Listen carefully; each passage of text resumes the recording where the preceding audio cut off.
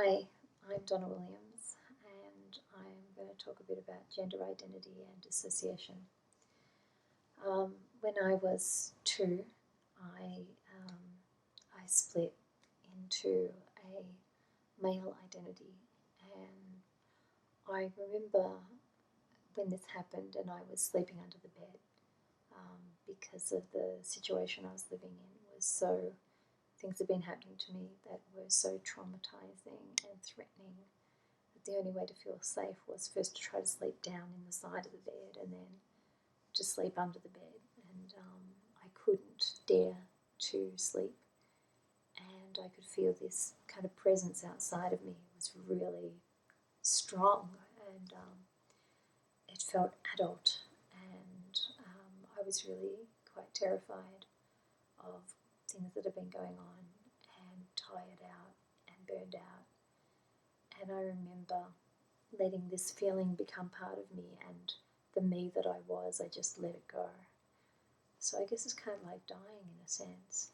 But instead there was this other person who was incredibly, felt powerful, and it didn't really matter what happened to it because it didn't feel like me.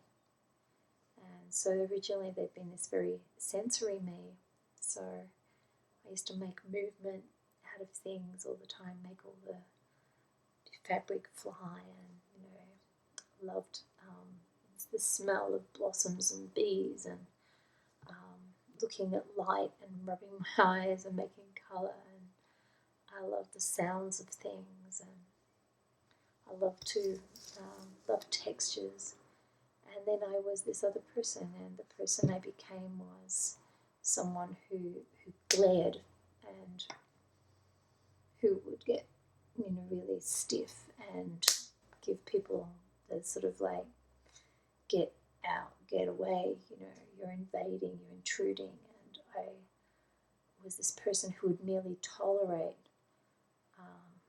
people, and it was a very strong male identity. And as I got older, when I was 4, I split again, and this time I guess it coincided with the death of my grandfather and my grandmother being moved out the same week, so I effectively lost my carers in 1 week.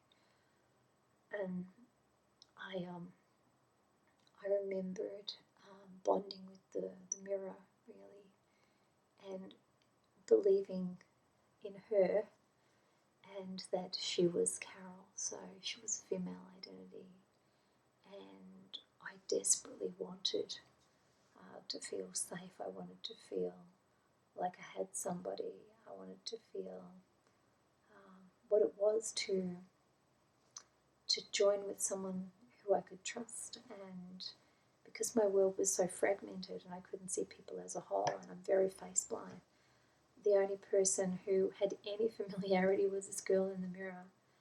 And then I kind of projected onto her all the things that would make me be safe. And what would make me be safe would be to try to be just like the other kids. And so Carol became somebody who could smile, somebody who was a pleaser, who would let anyone do anything to her without any opposition. And if they were smiling and enjoying themselves, she'd smile. And but inside,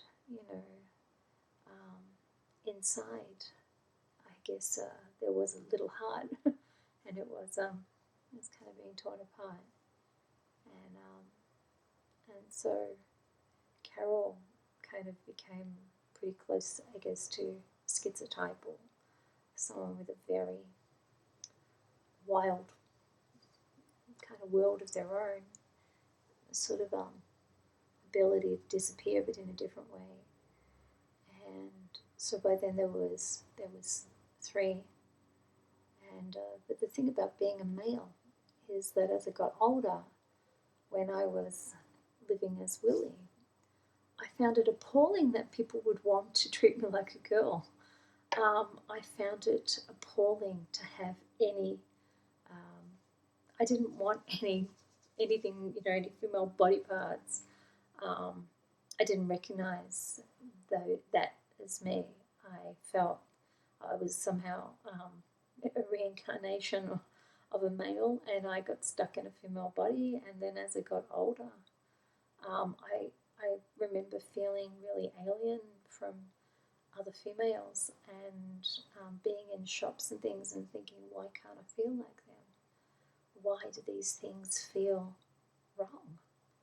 And I found safety and security in identifying with male things. I wished I had a beard. I wanted a tie. I wanted to wear men's hats, and I wanted to